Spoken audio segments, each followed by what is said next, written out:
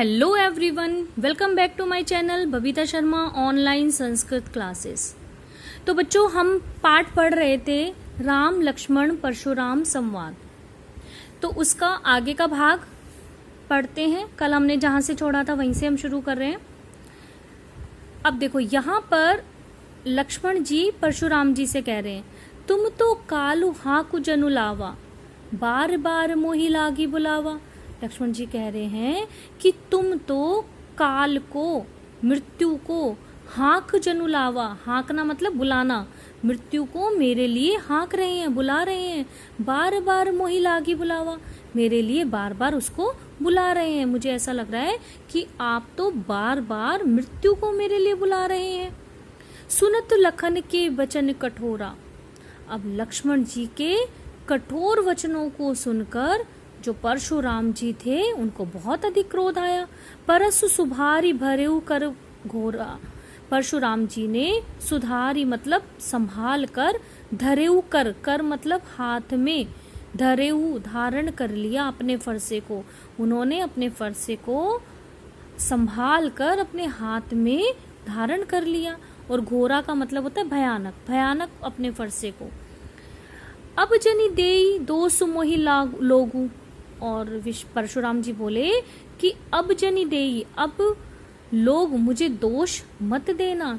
लोगों से कहते हैं वहां उपस्थित कि अब मुझे दोष मत देना, क्योंकि इससे पहले भी वो कई बार चेता चुके थे कि भाई ये बालक बड़ा उद्दंड है, निडर है ना, बड़े कठोर वचन बोल रहा है, मैं इसको मार दूंगा, तो इसको मना करो, समझाओ और इसे मेरे क्रोध के बारे में बताओ। तो इससे पहले हमने ये पढ़ चुके हैं कि वो बार बार उस बात को चेता चुके हैं, लेकिन फिर भी लक्ष्मण जी नहीं मान रहे हैं।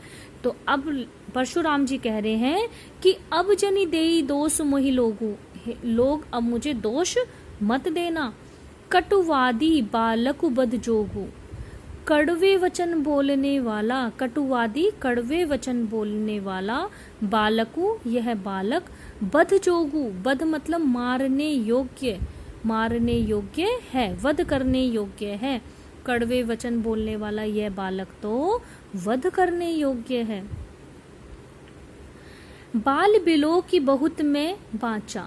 बालक समझकर, बच्चा समझकर तो मैंने इसे बहुत बचा लिया, बहुत बार छोड़ दिया। अब एहू मर निहार भा साचा। अब तो ये मरने के लिए आ ही रहा है। साचा मतलब सचमुच में, अब तो ये सचमुच मरने के लिए आ गया है। कौशिक कहा शमी अपराधु। कौशिक, फिर अब उनके गुरु जो विश्वामित्र हैं वो बोले शमई अपराधु, कि हे मुनि श्रेष्ठ, अपराध को क्षमा कीजिए। बाल दोष गुण गनई न साधु।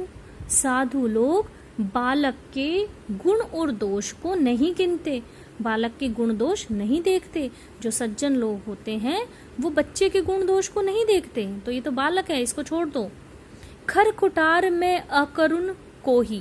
कोही मतलब क्रोधी, अकरुण मतलब दया रहित।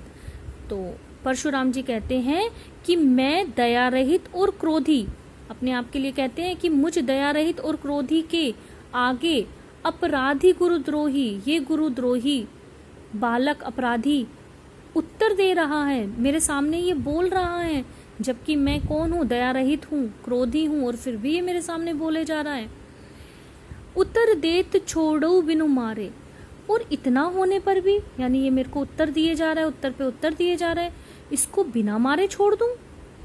केवल कौशिक शील तुम्हारे, कि हे विश्वामित्र, केवल तुम्हारे शील के कारण ही, केवल तुम्हारे शील के कारण ही मैं इसे छोड़ रहा हूं, अन्यथा तो मैं इसे बिल्कुल ना छोड़ूं। तो आगे कहते हैं वो, नते यही काटी कुठार कठोरा। न तो, नहीं तो, अन्यथा यही काटी कुठार कठोरे, इस कुठार कठोर फरसे से मैं इसे काट देता, मार डालता। गुरई उऋण होते श्रम थोड़े। और गुरु के ऋण से उऋण हो जाता, श्रम थोड़े, थोड़े से ही परिश्रम में, थोड़े से ही परिश्रम से मैं गुरु के ऋण से मुक्त हो जाता। केवल मैं तुम्हारे शील के कारण ही इसे, तुम्हारे व्यवहार के कारण ही मैं इसे छोड़ रहा हूं, नहीं तो मैं इसे इस कठोर फरसे से काट देता, यानी मार देता इसको।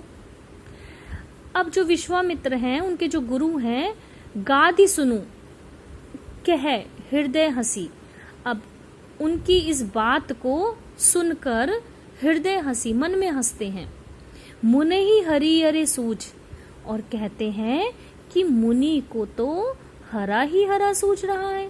अब जो विश्वामित्र हैं वो मन ही मन में हंस रहे हैं उनकी बात सुनकर, परशुराम जी की, और अपने मन में कह रहे हैं कि मुनि श्रेष्ठ को तो सब जगह हरा ही हरा सूझ रहा है। अब ये मुहावरा है हिंदी का कि सावन के अंधे को हरा ही हरा नजर आता है, अर्थात इनको ये लग रहा है कि इन्होंने अब तक इतने क्षत्रियों को मारा है, तो ये राम और लक्ष्मण भी साधारण क्षत्रिय होंगे, इनको ये साधारण क्षत्रिय समझ रहे हैं।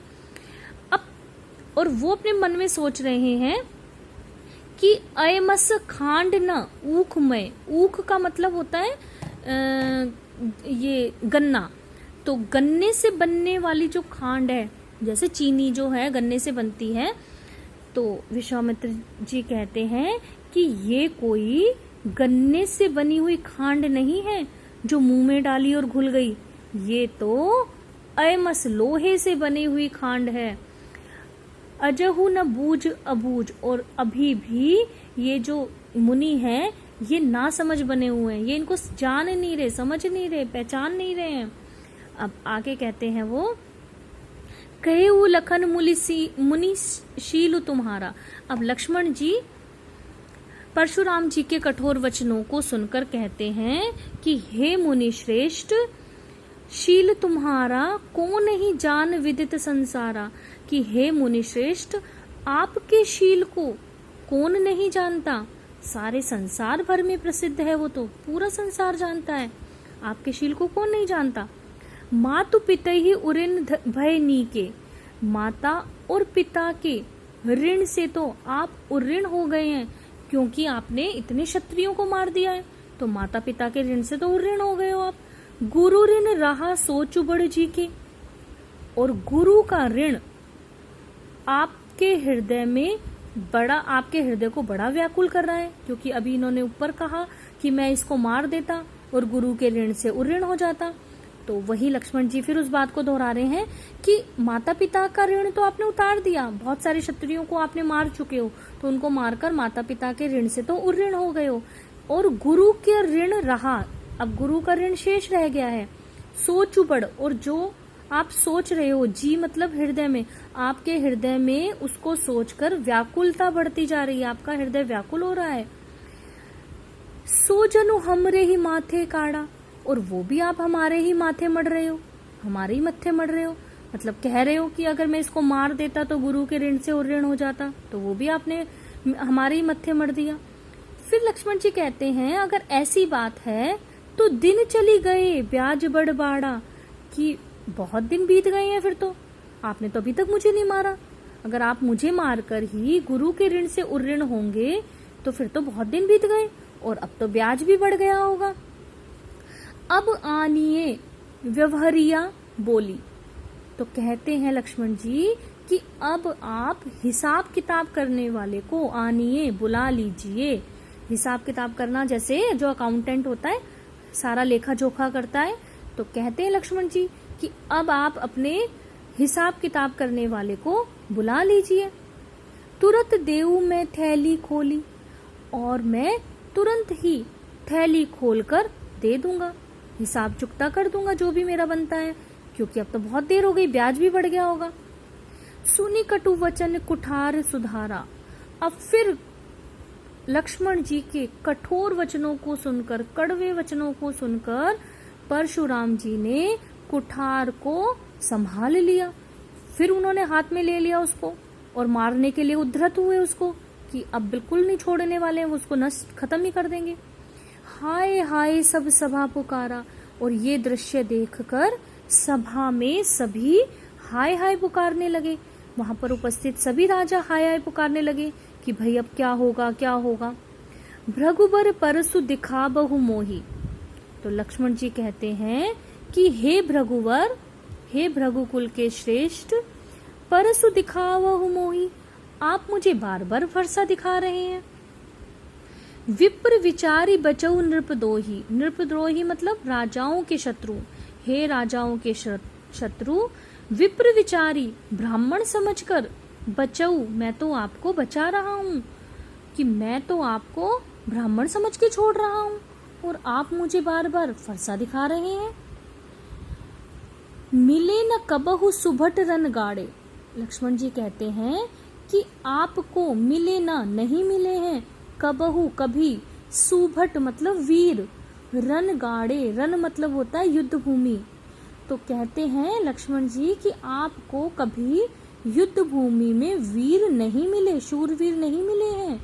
द्विज देवता धरही के बाड़े, द्विज देवता हे ब्राह्मण देवता, घर ही के बाड़े, आप अपने घर में ही बड़े हैं, यानी आपको कभी शूरवीर नहीं मिले युद्ध में, आपको ऐसे क्षत्रिय मिले हैं जिनसे जीतकर आप अपने आप को विजयी समझ रहे हैं, यानी आप अपने घर में ही बड़े हैं।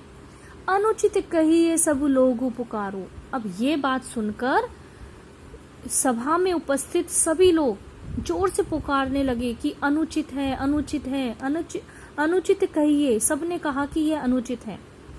तो समय और स्थिति को देखते हुए रघुपति सये नहीं लखन निवारे, रघुपति श्री रामचंद्र जी ने सये नहीं लखन को, लक्ष्मण जी को आंखों से इशारा किया, उनको समझाया कि तुम चुप हो जाओ, आंखों से उनको मना कर दिया लक्ष्मण जी को।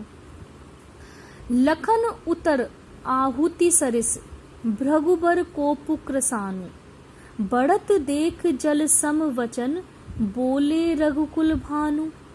अब देखो, लखन उतर, लक्ष्मण जी के उत्तर आहुति सरिस, आहुति के समान थे। आहुति क्या होती है कि जब हम यज्ञ करते हैं तो यज्ञ में जो अग्नि जलाते हैं उसमें हम घी डालते हैं, और जैसे ही हम घी डालते हैं तो अग्नि और तेज हो जाती है, प्रज्वलित होती है तेज। तो कह रहे हैं ये कि उनकी क्रोधाग्नि, जो परशुराम जी की जो क्रोधाग्नि है, उसमें लक्ष्मण जी के वचन आहुति के समान थे। और बढ़त देख जल सम वचन, बोले रघुकुल भानु, और बढ़ती हुई इस क्रोधाग्नि को बढ़ते हुए देखकर रघुकुल भानु, रघुकुल के सूर्य के समान श्री रामचंद्र जी जल सम वचन, जल के समान शांत वचन बोले। मतलब जब उन्होंने देखा कि उनकी क्रोधाग्नि बढ़ती जा रही है, लक्ष्मण जी के वचनों को सुनकर वो और भी अधिक क्रोधित हो रहे हैं, तो रामचंद्र जी ने जल के समान शांत स्वर में, शांत वचनों में बोला। तो ये आपका पाठ समाप्त हुआ। उम्मीद है आपको समझ आया होगा। तो मैंने इसको 3 भाग में पढ़ाया है। तो यदि आप ये मेरा पहला वीडियो देख रहे हैं तो इससे पहले मैंने 2 वीडियो और बनाए हैं इस लेसन के, और लेसन अब कंप्लीट हो गया है। तो अगर आप मेरे चैनल पर नए हैं तो आप पहले चैनल को सब्सक्राइब करें और सारे वीडियो देखें। और आपको मेरे चैनल पर class 6th, 7th, 8th, 9th और 10th तक के सारे टॉपिक मिल जाएंगे, हिंदी के और संस्कृत के। ठीक है, 8th तक, 6 to 8th आपको संस्कृत के सारे चैप्टर मिलेंगे, और 8th, 9th और 10th के आपको हिंदी के और ग्रामर के भी सारे टॉपिक मिल जाएंगे। धन्यवाद।